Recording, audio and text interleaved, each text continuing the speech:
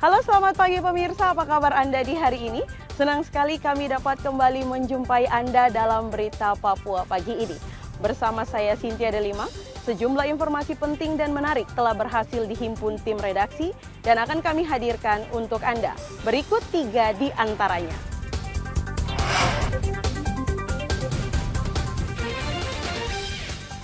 Jebol pagar belakang 9 narapidana di lapas narkotika Doyo Jayapura kabur. Harga beras di Merauke mulai mahal.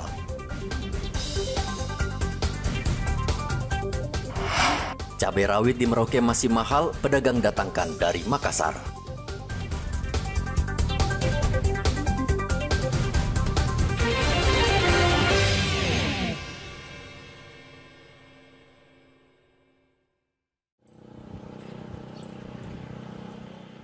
Sembilan narapidana Lembaga Pemasyarakatan Narkotika Doyo, Kabupaten Jayapura, Papua berhasil melarikan diri. Mereka memanfaatkan kelengahan petugas. Mereka menjebol pagar belakang lapas yang sedang direnovasi. Lalu mereka berhamburan keluar.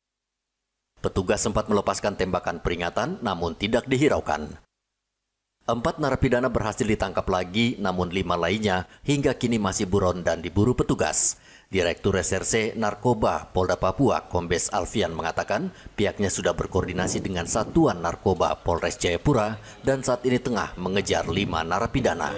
Telah terjadi kaburnya 9 tahanan narkotika di lapas Doyo Sentani, yaitu dengan menjebol trali belakang pagar, yaitu tralis belakang. Kemudian mereka lari, yaitu Doyo tralis belakang itu sedang ada dilakukan perehapan ya, dari daerah gedung, sehingga mereka memanfaatkan yang lagi direhab bangunan belakang tersebut. Kemudian Sat Narkoba Polres Sentani telah bersama lapas dan masyarakat lainnya bekerja sama melakukan pencarian terhadap tersangka yang kabur, tahanan narkoba tersebut. Tahanan yang kemudian sore itu tahanan sudah tertangkap 4 orang. Rata-rata tahanan yang kabur ini dijatuhi hukuman di atas 5 tahun penjara dan di antara mereka merupakan warga negara Papua New Guinea. Arthur melaporkan dari Jayapura, Papua.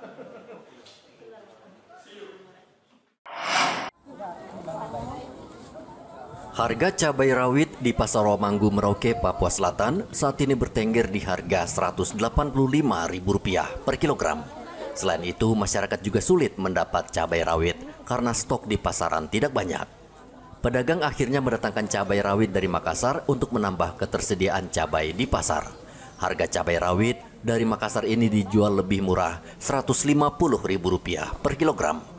Salah satu pedagang cabai, Adi, mengatakan penyebab pasokan cabai berkurang karena faktor kekeringan. Selain itu, di beberapa sentra pertanian cabai, seperti di distrik Semangga, tanaman cabai petani terserang hama sehingga banyak yang mati dan rusak. Cabai rawit sekarang yang lokal Merauke itu berapa per kilo sekarang? 185 ya sekarang. Tapi barangnya ada nggak? Ya ada, cuma susah. Susah ya? Ya. Nah sekarang ini dari mana nih yang baru ini? Ini dari luar, dari Makassar. Dari Makassar. Berapa per kilonya kalau dijual ini? 150. 150, oh ditekan harganya ya? Iya. Kalau cabai besarnya berapa ya mas? Yang mana? Yang ini? Iya cabai besar. 140. 140, ya. Berarti tetap ya? Iya tetap. Kalau yang ini keriting kan? Iya keriting. Kalau cabai besarnya berapa? Sama. Sama juga ya? Tapi stoknya banyak juga ini? Ya agak sedikit juga. Kenapa bisa gitu mas? Ya faktor yang mungkin ya. Udah kemarau ya? Iya kemarau ini, cuaca ini kurang. Nah, kendalanya seperti apa di tempat itu penanaman cabai itu mas? Ya itu sudah musim itu karena dapat penyakit apa, rontok-rontok itu daunnya. Rontok itu ya? Sama seperti cabai rawit, ketersediaan cabai keriting dan cabai besar juga semakin menipis, sehingga harganya kemungkinan masih bisa naik. Muhammad Ridwan melaporkan dari Merauke, Papua Selatan. Berbeda dengan harga cabai, selama 3 bulan ini, harga beras di Merauke cenderung stabil dan tidak ada lonjakan harga selama beberapa pekan.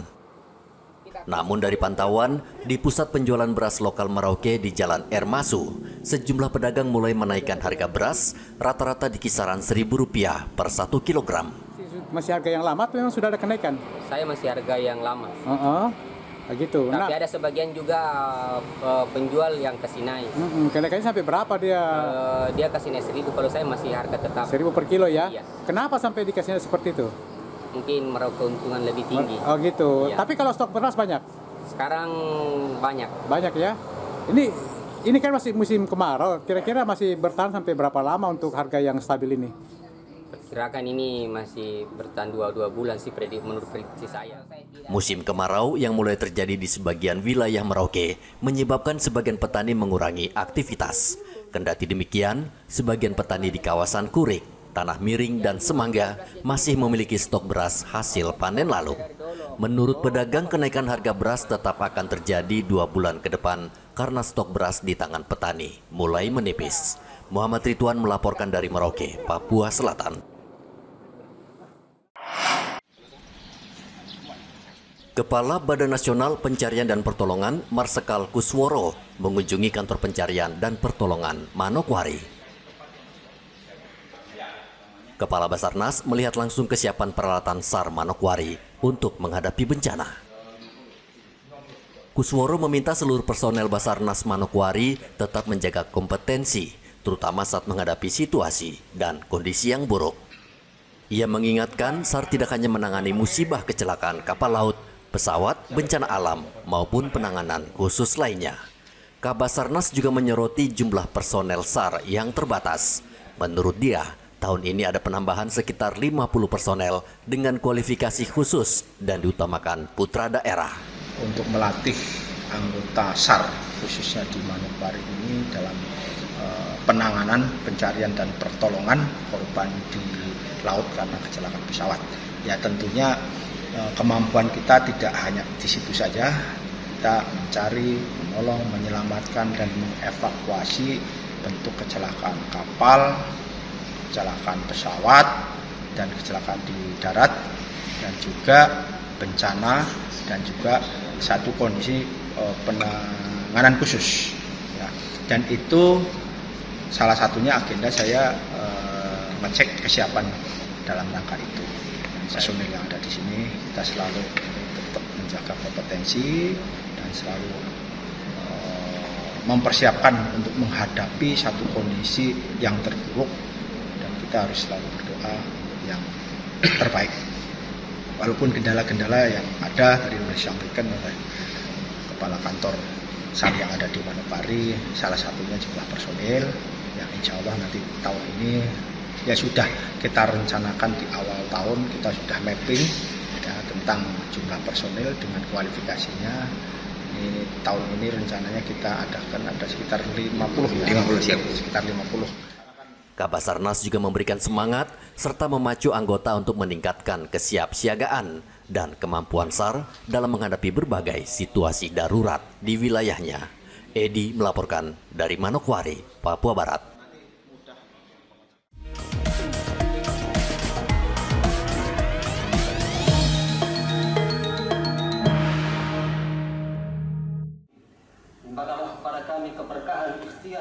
Kantor Wilayah Kementerian Agama Provinsi Papua bersama sejumlah tokoh lintas agama mendeklarasikan pilkada damai di halaman kantor Kementerian Agama di Papua. Kegiatan yang bertajuk melangitkan doa untuk pilkada damai di tanah Papua bertujuan agar dalam pilkada nanti tidak ada politisasi agama dan sara. Kakanwil Kemenak Papua, Pendeta Clement Staran, juga mengajak masyarakat di Bumi Cendrawasih untuk menggunakan hak pilihnya agar pemimpin baru memiliki legitimasi kuat. Ia juga meminta seluruh calon kepala daerah dan partai politik tidak menggunakan rumah ibadah sebagai sarana kampanye. Maknanya adalah supaya semua umat beragama, secara khusus pimpinan umat yang diwakili oleh lima orang yang tadi menyampaikan doa, baik itu dari Kristen, Katolik, Hindu, Buddha, dan Islam. Ini dikandung maksud supaya selain berdoa di sini mewakili umat, tapi juga diharapkan setelah balik ke komunitas masing-masing mengarahkan umatnya untuk tidak hanya hadir pada saat tanggal 27 November nanti pada saat proses itu berlangsung, tapi juga mulai hari ini dan seterusnya menjaga suasana damai, kondusif di lingkungan masing-masing. Mulai dari tempat ibadah, di komunitas-komunitas, di tempat pengajian, tapi juga di tempat-tempat pembinaan. Pendapat yang sama juga dikemukakan tokoh agama Kristen, Pendeta Mauri. Ia meminta para pemimpin umat beragama dan tokoh masyarakat agar menyampaikan pesan damai dan santun serta menjaga netralitas tempat ibadah. Mengajak semua masyarakat umat beragama yang memiliki hak pilih agar menggunakan hak pilih tersebut dengan penuh rasa tanggung jawab dan tidak bersikap golput untuk kepentingan serta kemaslahatan kehidupan bermasyarakat, berbangsa dan beragama di tanah Papua. Papua merupakan salah satu wilayah yang masih kategori rawan dalam pilkada mendatang. Polri dan TNI sudah memetakan sejumlah daerah rawan dan akan menambah pasukan untuk mempertebal pengamanan. Dari kota Jayapura, Papua, Hendra melaporkan.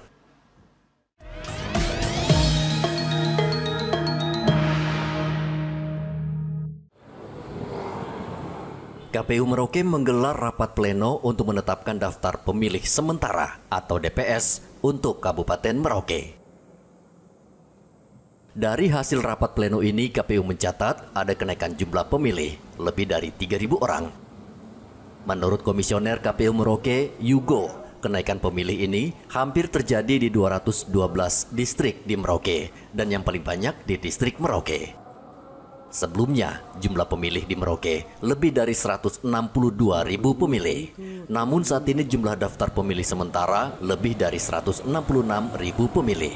Hasil coklat kemarin sudah dilakukan dan kemarin adalah penetapan DPS-nya, di mana daftar pemilih sementara kita yaitu sejumlah 166.127 pemilih, di mana ada peningkatan dari data DP4 yang sebelumnya turun yaitu 162.347. Jadi peningkatannya sebesar 3.780. Peningkatan ini menyebar di 22 distrik. Mungkin yang terbanyak tentunya ada di distrik Merauke. Distrik Merauke ya. Karena menjadi ibu kota provinsi Papua Selatan. Tentunya pemilih pemula yang pada saat November 2024 ini akan melakukan ikut pencoblosan, tentunya itu juga masuk dalam penambahan jumlah pemilih.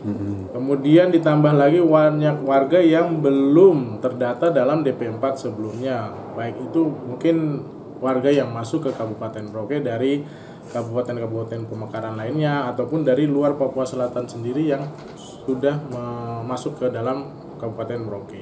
Penetapan DPT-nya itu bulan September. Jadi kita hanya punya waktu 1 bulan, di mana penetapan itu range waktunya antara tanggal 14 sampai 21 September. Namun untuk waktu pastinya tentunya nanti kita akan berkoordinasi dulu. KPU Merauke mencatat ada beberapa faktor yang menyebabkan kenaikan pemilih di daftar pemilih sementara, antara lain munculnya pemilih pemula dan jumlah pemilih di data DP4 yang lalu juga mengalami kenaikan. Selain itu, banyak juga pendatang dari luar Merauke karena berubah menjadi provinsi baru, Papua Selatan. Muhammad Ridwan melaporkan dari Merauke, Papua Selatan.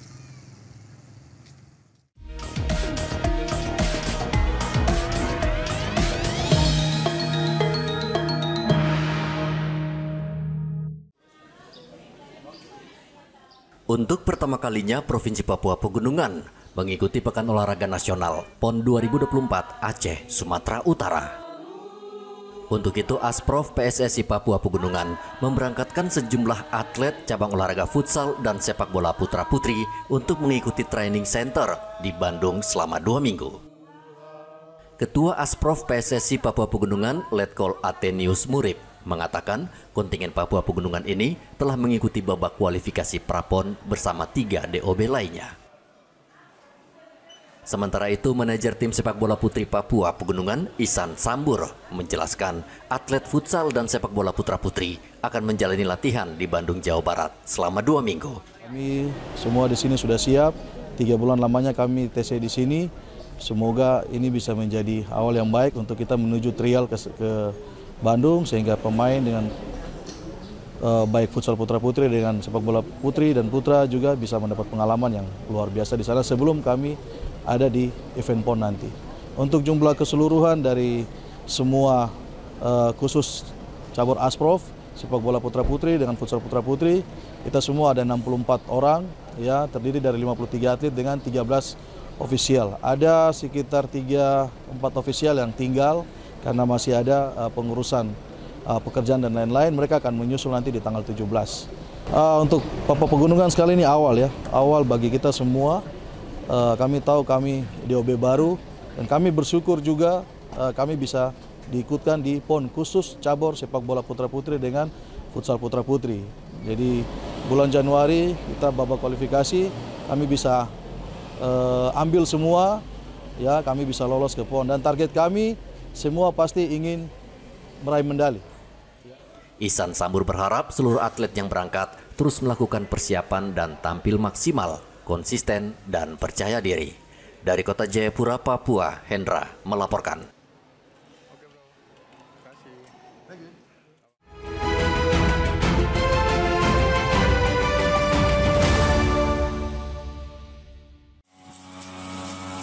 Upacara detik-detik proklamasi pada tanggal 17 Agustus di Merauke, Papua Selatan akan dilaksanakan di Stadion Katalpal, Merauke. Ketua Panitia HUT RI ke-79 tahun Merauke, Ramadianto mengatakan, baik Pemkab Merauke dan Pemprov Papua Selatan akan menghadiri upacara detik-detik proklamasi tersebut. Ditunjuk sebagai inspektur upacara adalah penjabat Gubernur Papua Selatan, Rudi Suhartadi. Untuk kegiatan upacara kita terpadu untuk bergabung dengan provinsi. Akan dilaksanakan, insya Allah nanti akan dilaksanakan di Katalpal. Katalpal, ya? Ya, peringatannya upacaranya akan dilaksanakan di sana. Kita akan bergabung dengan provinsi. Untuk memeriahkan HUT kemerdekaan, panitia akan menggelar beberapa kegiatan seperti kampanye kreatif, pawai budaya Nusantara, dan sejumlah lomba serta pembagian sembako untuk masyarakat. Muhammad Ridwan melaporkan dari Merauke, Papua Selatan.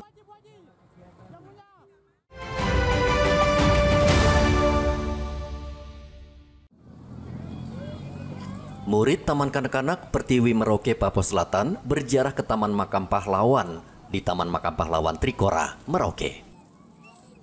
Upacara ini bertujuan untuk menumbuhkan rasa nasionalisme sejak dini. Tingkah lucu dan kocak terlihat ketika mereka harus serius melaksanakan upacara. Nah, Muana, ini hari kemerdekaan Indonesia itu tanggal berapa, Muana? Muana. Tanggal berapa? 17 Agustus. 17 apa? 17 Agustus. Hari kemerdekaan Indonesia itu tanggal berapa? 17 Agustus. Ini kegiatan parenting di mana pendidikan keluarga itu sangat penting dalam momen memperingati HUT kemerdekaan RI yang ke-79 ini, di mana kita memberikan dan membimbing anak, mendidik anak-anak harus mengenal para pahlawannya. Dan mudah-mudahan dengan pelaksanaan ziarah ini kita menumbuh kembangkan rasa patriotik pada anak-anak didik peserta TK Pertiwi 11 Merauke. Orang tua terpaksa harus mendampingi anak-anak mereka agar ziarah bisa berjalan lancar. Muhammad Ridwan melaporkan dari Merauke, Papua Selatan. Pemirsa, berita yang baru saja Anda saksikan sekaligus menutup jumpa kita dalam Berita Papua pagi ini. Saya Cynthia Delima bersama kru yang bertugas ucapkan terima kasih. Kami pamit undur diri. Selamat pagi, semangat pagi, Wanyambe.